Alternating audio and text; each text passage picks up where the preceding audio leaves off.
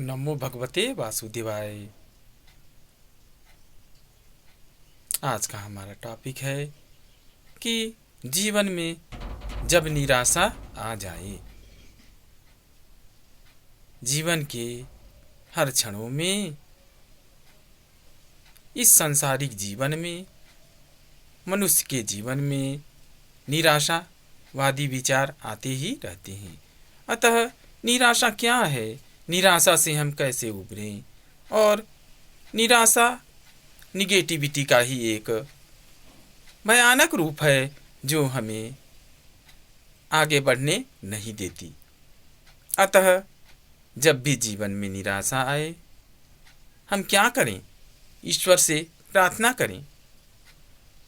निराशा से जब हम घिर जाएं, चारों ओर निराशा आने लगे, हम क्या करें? ईश्वर की प्रार्थना करें। प्रार्थना के द्वारा ही हम निराशा जैसी निगेटिविटी भावनाओं से पार पा सकते हैं।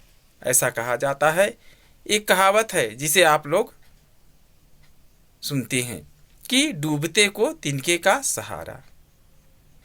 यदि आप जीवन में निराशा से घिर गए हैं तो प्रार्थना करिए, ईश्वर से प्रार्थना कीजिए, क्योंकि परमात्मा बहुत ही शक्तिशाली हैं, अदृश्य हैं, अलौकिक हैं।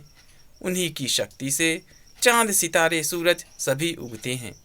अतः प्रार्थना कीजिए। प्रार्थना के द्वारा आप निराशावादी विचारों से मुक्त हो सकते हैं।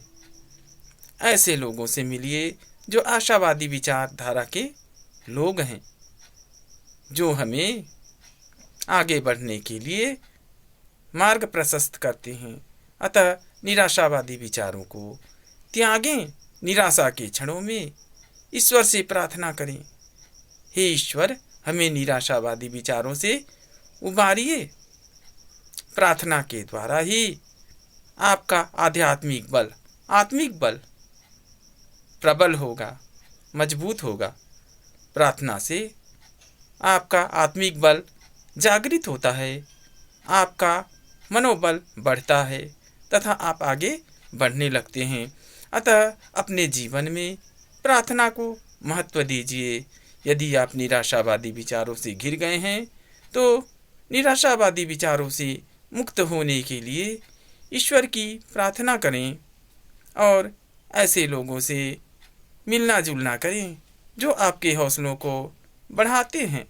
ऐसे साहित्यों का अध्ययन करें जो आपके मनोबल को ऊंचा करते हैं तथा आगे बढ़ने में मदद करते हैं।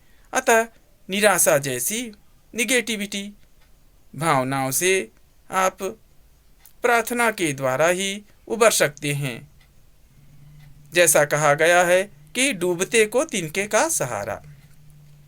यदि कोई व्यक्ति डूब रहा है तो उसे तिनके का सहारा चाहिए, अर्थात थोड़ा सा भी सहारा मिल जाए तो उबर जाता है। इसी तरह से हमारे जीवन में ईश्वर की अलौकिक प्रार्थना आ जाए और प्रार्थना के द्वारा ही हम निराशावादी नकारात्मक विचारों को परास्त कर सकें। सदैव आगे बढ़ते रहें, निरंतर आगे बढ़ते रहें। निराशावादी विचारों को, निराशाजनक परिस्थितियों को तत्काल मन से बाहर निकाल फेंकें और ईश्वर की प्रार्थना रूपी, प्रेम रूपी शस्त्र के द्वारा निराशावादी राक्षस को अवश्य ही परास्त कीजिए। धन्यवाद दोस्तों।